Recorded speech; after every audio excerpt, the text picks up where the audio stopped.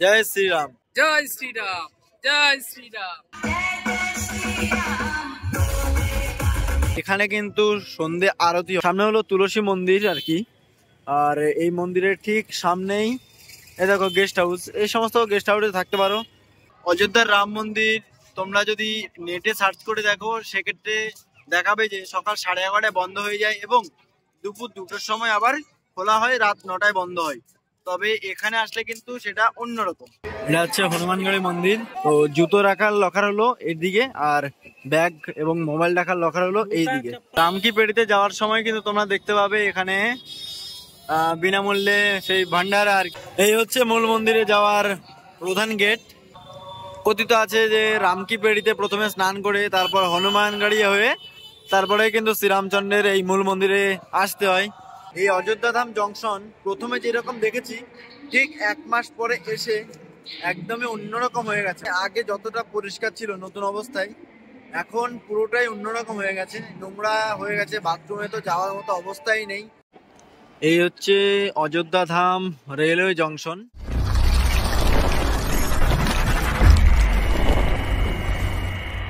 High, good morning. কেমন আছো তোমরা? আশা করবো খুব ভালো আছো, সুস্থ আছো। নতুন একটা ভিডিও নিয়ে চলে আসলাম। থাম্বনেল এবং টাইটেল দেখে তোমরা বুঝতে পেরেছো আমাদের আজকের এই ভিডিও কি নিয়ে। হ্যাঁ, যাচ্ছি অযোধ্যা রাম মন্দির। এর আগে একবার গিয়েছিলাম, এবার আবার যাচ্ছি। তবে এবারের জার্নি আমাদের কলকাতা থেকে নয়, এবারের জার্নি হলো আমাদের এলাহাবাদ থেকে। তো জার্নিটা সম্পূর্ণ দেখো। এখন আছি আমরা প্রয়াগরাজ জংশন। এটা হচ্ছে প্রয়াগরাজ সঙ্গম রেল স্টেশন। আর এখান থেকে আমাদের ট্রেন ছেড়ে যাবে সকাল 4:50। চলো যাওয়া যাক, সম্পূর্ণ জার্নিটা দেখো। আর তোমরা যদি কেউ কলকাতা থেকে আসতে চাও তাহলে কিন্তু রয়েছে জম্মু তাওয়া এক্সপ্রেস, এছাড়াও রয়েছে দুন এক্সপ্রেস। এই দুটি মাত্র ট্রেন রয়েছে এই অযোধ্যা আসার জন্য। তবে তোমরা যদি জম্মু তাওয়া এক্সপ্রেসে করে আসো সেক্ষেত্রে কিন্তু সকালে তোমরা পৌঁছে যাবে এই অযোধ্যা, অর্থাৎ শ্রীরামচন্দ্রের জন্মভূমি অযোধ্যাতে। চলো এখন যাওয়া যাক। আমরা এখান থেকে বেরিয়ে পড়বো সকাল সকাল ট্রেনে, আর পৌঁছে যাবো ঠিক 9টা থেকে 9:30-র মধ্যে।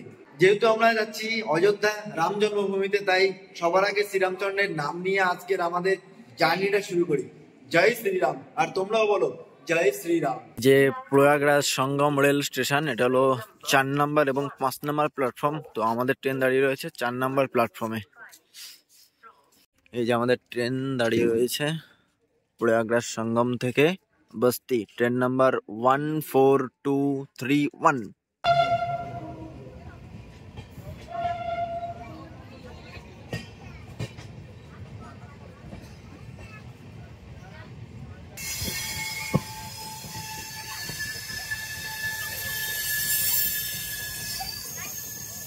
সাড়ে 4 ঘন্টার জার্নি সম্পূর্ণ করে ফাইনালি আমরা এসে পৌঁছে গেছি সেই পবিত্র নগরী অযোধ্যাতে।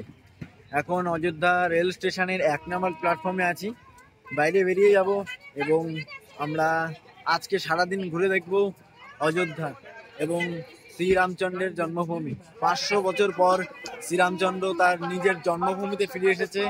আর সেই উদ্দেশ্যে কিন্তু আমি দ্বিতীয়বারের মতো চলে এসেছি এই অযোধ্যা নগরীতে। অযোধ্যা ধাম রেলওয়ে স্টেশনটি কিন্তু এত সুন্দরভাবে তৈরি করা হয়েছে, দেখলে একবারের জন্য মনে করতে হবে যে কোনো একটা এয়ারপোর্টে তোমরা চলে এসেছো। আমি এর আগে ভিডিও করেছিলাম, যদি না দেখে থাকো অবশ্যই দেখে নাও। আজকের এই ভিডিওতে তোমাদেরকে দেখাবো কিভাবে একদিনে তোমরা এই অযোধ্যা ভ্রমণ করবে, সেটাই আজকের এই মূল টপিক রয়েছে। এটা হচ্ছে অযোধ্যা ধাম রেলওয়ে স্টেশন। পরপর গেটগুলো আছে, এখনো কিন্তু সমস্ত গেটের কাজ সম্পূর্ণ হয়নি, তাই সমস্ত গেটগুলো এখনো খোলা হয়নি। এটা হচ্ছে এক্সিট গেট। এক্সিট গেট দিয়ে আমরা বাইরে বেরোচ্ছি এবং বাইরে বেরোলে কিন্তু তোমাদেরকে সোজাই যেতে হবে। আর আমাদের বাম দিকে রয়েছে নতুন রেল স্টেশন। এই হচ্ছে অযোধ্যা ধাম রেলওয়ে জংশন। কিছুটা এরকম, প্রথমে প্রবেশ করলে কিন্তু এখানে লেখাই আছে অযোধ্যা। আর একটা জিনিস দেখলাম, প্রথমে যখন এসেছিলাম তখন এই চার্জিং পয়েন্টগুলো ছিল না, তো সবার ফোন চার্জ করতে খুবই সমস্যা হচ্ছিল, কেননা চারিদিকেও চার্জিং পয়েন্ট নেই বললেই চলে। আর এই সিস্টেমটা বেশ ভালো করলো, মানে অনেকগুলো চার্জিং পয়েন্ট এখানে দেওয়া আছে। সামনে রয়েছে 1 নম্বর প্ল্যাটফর্ম, আর উপরে রয়েছে রিটায়ারিং রুম, এছাড়াও ডরমিটারি, সমস্ত কিছু রয়েছে। এবার সামনে এগিয়ে যাচ্ছি, কারণ সামনে রয়েছে ওয়াশরুম। ওয়াশরুমে গিয়ে ফ্রেশ হয়ে তারপরে বেরিয়ে আসবো আমরা। এই অযোধ্যা ধাম জংশন প্রথমে যেরকম দেখেছি, ঠিক 1 মাস পরে এসে একদমই অন্যরকম হয়ে গেছে। মানে আগে যতটা পরিষ্কার ছিল নতুন অবস্থায়, এখন পুরোটাই অন্যরকম হয়ে গেছে। নোংরা হয়ে গেছে, বাথরুমে তো যাওয়ার মতো অবস্থাই নেই। এছাড়াও মানে পুরো বাজে হয়ে গেছে, বাজে অবস্থা। তো অবশ্যই এই সমস্ত জিনিসগুলো তোমাদের পরিষ্কার পরিচ্ছন্ন রাখতে হবে, তাহলেই কিন্তু জিনিসগুলো পরিষ্কার পরিচ্ছন্ন থাকবে। কারণ এত সুন্দরভাবে তৈরি করে দিয়েছে এই স্টেশনটি, এটা কিন্তু শুধুমাত্র আমাদের নিজেদেরই হাতে। এটা শুধুমাত্র যে সরকারের হাতে অথবা যারা এখানে দেখাশোনা করে তাদের হাতে সেটা না, এটা কিন্তু আমাদের নিজেদেরও হাতে রয়েছে। তো সবাই যদি এই জিনিসটা পরিষ্কার পরিচ্ছন্ন রাখে, তাহলে কিন্তু জিনিসটা পরিষ্কার পরিচ্ছন্ন থাকবে। বাস এটাই বলার ছিল। এবার আমরা এখান থেকে বাইরে বেরিয়ে যাব মূল মন্দিরের উদ্দেশ্যে। চলো যাওয়া যাক। এটা হলো স্টেশন রোড। স্টেশন থেকে এসে এদিকে দেখতে পাচ্ছ হসপিটাল আছে, আর এই হসপিটাল রোড বরাবর এখন আমরা সোজা চলে যাচ্ছি। দেখো এদিকে তোমাদের সোজা চলে যেতে হবে। এই হচ্ছে মূল মন্দিরে যাওয়ার প্রধান গেট। আর এখন বর্তমানে ভিড় হলো কিছুটা এইরকম, যথেষ্ট ভিড় আছে বলতে হবে। আর এই রাস্তাটা সোজা চলে গেছে ঘাটের দিকে, নয়া ঘাট। তো আমরা নয়া ঘাটের দিকে এগিয়ে যাচ্ছি, অর্থাৎ রামকি পেড়ি। কথিত আছে যে রামকি পেড়িতে প্রথমে স্নান করে তারপর হনুমান গাড়ি হয়ে তারপরে কিন্তু শ্রীরামচন্দ্রের এই মূল মন্দিরে আসতে হয়। এই রাস্তাটা সামনে গিয়ে হলো লতা মঙ্গেশকর চক। যদি তোমরা নাও বুঝতে পারো বা নাও চিনতে পারো, তো বলে দেবে যে সামনে লতা মঙ্গেশকর চক, সামনে হলো লতা মঙ্গেশকর চক। আমরা লতা মঙ্গেশকর চকের উদ্দেশ্যে এগিয়ে যাচ্ছি।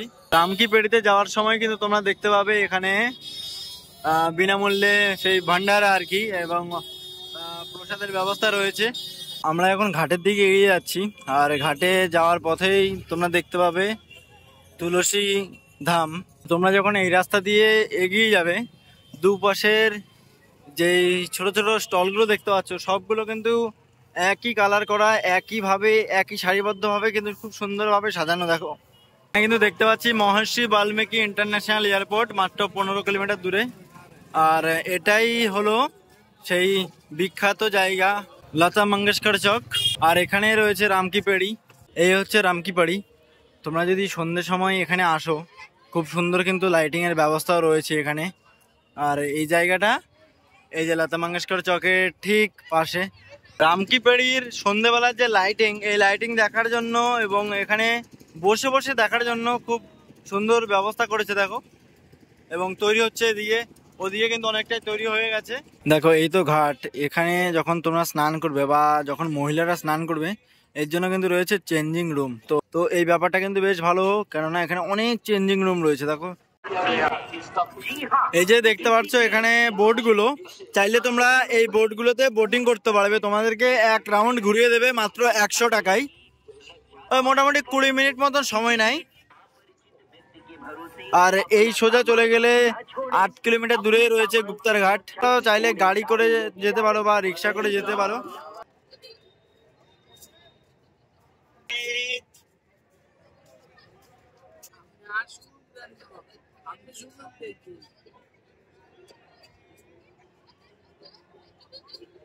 জয় শ্রীরাম। জয় শ্রীরাম, জয় শ্রীরাম। এখন আমি আছি রামকি পেড়ি। স্নান সম্পূর্ণ করলাম, মাথায় এই তিলক লাগালাম, গলায় এটা নিলাম। এবার আমার প্রধান গন্তব্য হবে হনুমানগড়ি। হনুমানগড়ির পরে আমরা চলে যাবো অযোধ্যার রাম মন্দির। আর ছোট্ট একটা আপডেট তোমাদেরকে দিয়ে দিই, অযোধ্যার রাম মন্দির তোমরা যদি নেটে সার্চ করে দেখো, সেক্ষেত্রে দেখাবে যে সকাল 11:30 বন্ধ হয়ে যায় এবং দুপুর 2টোর সময় আবার খোলা হয়, রাত 9টায় বন্ধ হয়। তবে এখানে আসলে কিন্তু সেটা অন্যরকম। সকাল 4টে বাজে খুলে যাবে রাম মন্দির এবং রাত্রি 9টায় বন্ধ হবে। এর মাঝখানে এখনো পর্যন্ত বন্ধ হয় না। জানি না কতদিন এই সিস্টেমটা চলবে। এখন রয়েছি লতা মঙ্গেশকর চক। স্নান সম্পূর্ণ করে এখন ধীরে ধীরে এগিয়ে যাচ্ছি হনুমানগড়ির দিকে। এখান থেকে হনুমানগড়ির ডিস্টেন্স হলো 1.5 কিলোমিটার। রাত্রিবেলা অর্থাৎ সন্ধ্যের দিকে কিন্তু এই জায়গাটাকে কোনোভাবেই মিস করবে না, কারণ সন্ধ্যেবেলা এই রামকি পেড়িতে কিন্তু লেজার শো হয়। লেজার শো দেখা শেষ করেই কিন্তু চলে আসবে এখানে, কারণ এই জায়গাটা রাত্রি হলে এত সুন্দরভাবে সেজে ওঠে। তো জায়গাটাকে কোনোভাবে মিস করবে না তোমরা। যত সময় বাড়ছে তত কিন্তু ভিড়ও বাড়ছে। এই রাস্তা ভিড় কিছুটা এখন এইরকম। এখন ঘড়িতে সময় হয়ে গেছে প্রায় 1টা। রাস্তার পাশে পাশে রয়েছে এরকম ভান্ডারা। এই ভান্ডারা থেকে তোমরা প্রসাদ নিয়ে নিতে পারো।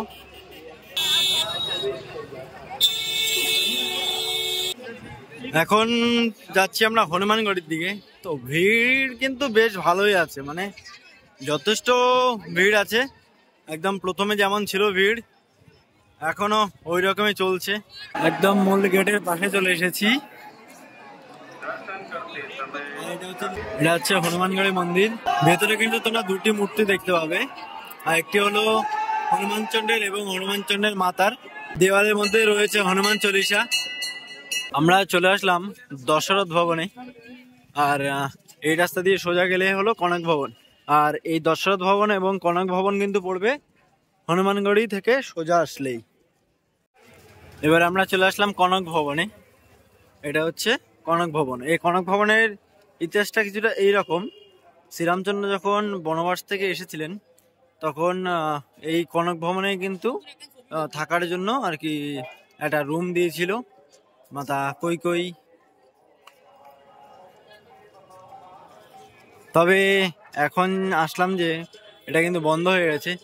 আর এটা বন্ধ হওয়ার সময় হয়েছে 12:30, আবার খোলার সময় হয়েছে 2:30 মনে হচ্ছে। হ্যাঁ, হনুমানগড়ি, দশরথ মহল এবং কনক ভবন তিনটে জিনিস আমাদের দেখা কমপ্লিট।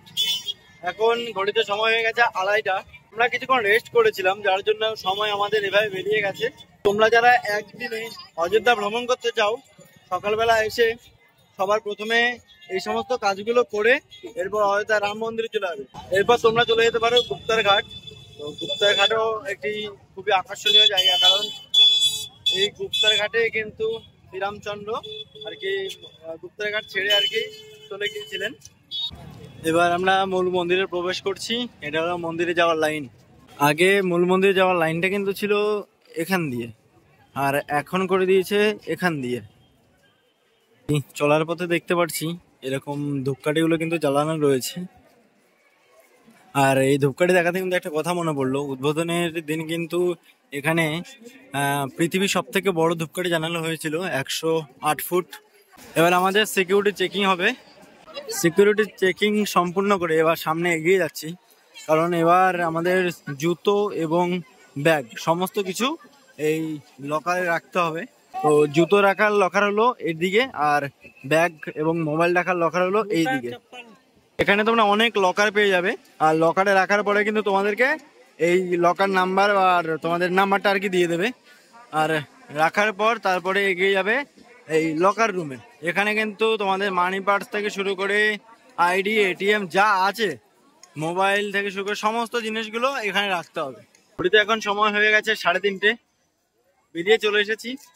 আর ব্যবস্থা আগেও বলেছি ভালো, এখনো ভালো, আর আগের থেকেও এখন আরো ভালো করার চেষ্টা করেছে অনেকটাই। তবে দর্শন করে বেশ ভালো লাগলো। আর ভিড় আগের থেকেও এখন অনেক বেশি, সময় অনেক লাগলো। আর দ্রুত লাইন বলেই কিন্তু মানে এতটা তাড়াতাড়ি হয়েছে। অনেকগুলো লাইন ভাগ করেছে, অনেকগুলো লাইন।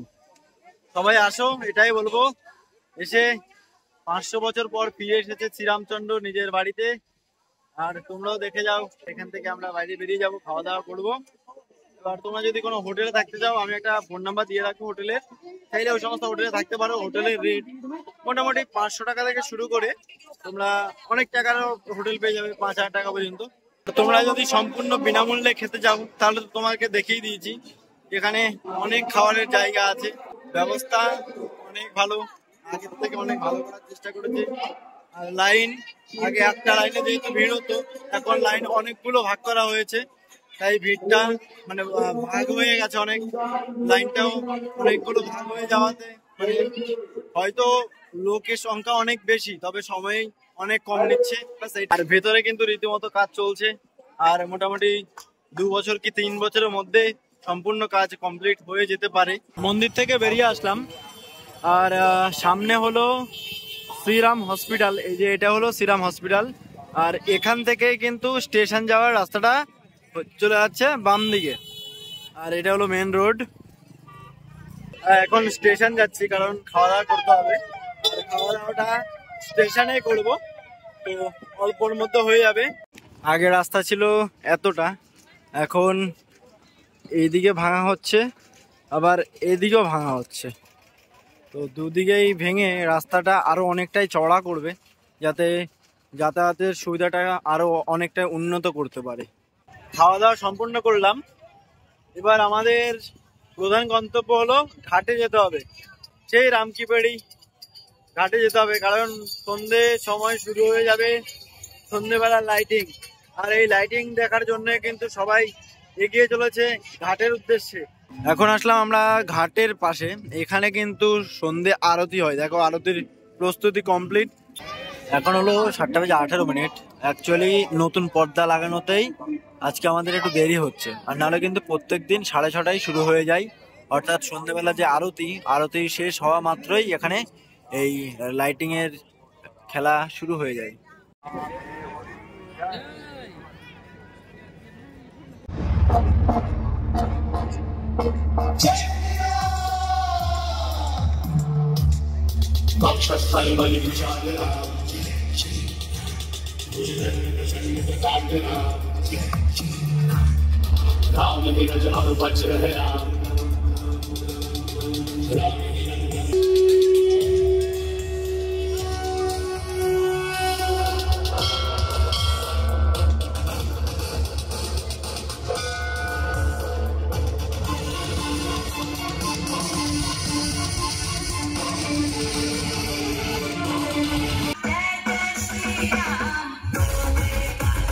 এটা হচ্ছে রাত্রিবেলার লতা মঙ্গেশকর চক। হ্যাঁ, রাত্রিবেলায় জায়গাটা খুবই সুন্দর হয় এবং এই রাস্তাটাও কিন্তু খুবই জমজমাটি ভাব থাকে। আর ভেবেছিলাম তোমাদেরকে রাত্রিবেলার অযোধ্যা এবং ভিতরে প্রবেশ করবো, তা আর হচ্ছে না, কারণ সময় খুবই কম। রাত্রিবেলার অযোধ্যা নগরে কিন্তু এইরকম ভাবে সেজে উঠেছে আলোকসজ্জায়, যথেষ্ট সুন্দরভাবে কিন্তু সাজানো এই অযোধ্যা নগরী। সামনে হলো তুলসী মন্দির আর কি, আর এই মন্দিরের ঠিক সামনেই এই দেখো গেস্ট হাউস। এই সমস্ত গেস্ট হাউসে থাকতে পারো। এই ফোন নাম্বার, এখানেও মোটামুটি 1000-1200 টাকার মধ্যে তোমরা হোটেল পেয়ে যাবে।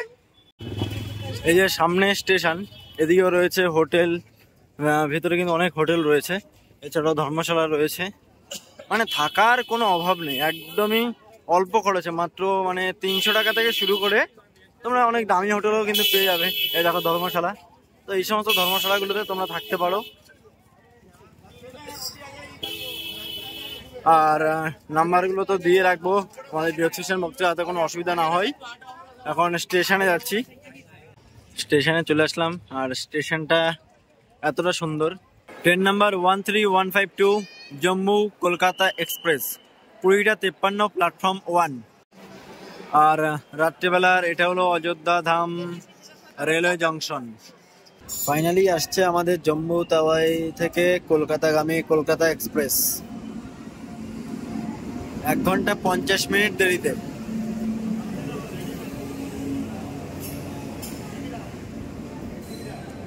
এই হলো আমাদের M1। এটা হচ্ছে আমার সিট 56, সাইড আপার। এবার উপরে উঠে যাব, আর ট্রেনের ভিড় কিছুটা এইরকম দেখো।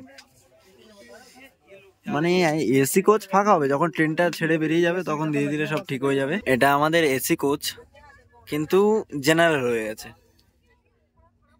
প্রায় কলকাতার কাছে চলে আসলাম, ভাবলাম এবার ভিডিওটা শেষ করে দিই। মাঝখানে তোমাদেরকে দেখাইনি জানি, কারণ এর আগে জার্নিটা আমরা শেয়ার করেছিলাম অযোধ্যা থেকে কলকাতার জার্নি, তাই আজকের এই ভিডিওটা এভাবে করলাম। তো কেমন লাগলো তোমাদের আজকের এই ভিডিওটি যদি ভালো লাগে থাকে লাইক, কমেন্ট, শেয়ার, সাবস্ক্রাইব করে দেবে। আর আজকের জম্মু তাওয়া এক্সপ্রেস মাত্র নির্ধারিত সময় থেকে 1.5 ঘন্টা দেরিতে চলছে। এর আগেরটা তো অনেক রাত করেছিল, বাড়ি ফিরতে পারিনি। আর আজকের এই জম্মু তাওয়া এক্সপ্রেস অর্থাৎ আমাদের কলকাতাগামী কলকাতা এক্সপ্রেস কিন্তু মাত্র 1.5 ঘন্টা দেরিতে চলছে। ভিডিওটা শেষ করলাম, দেখা হবে নতুন কোনো ভিডিওতে। ভালো থাকবে, সুস্থ থাকবে, নিজের খেয়াল রাখবে। জয় হিন্দ।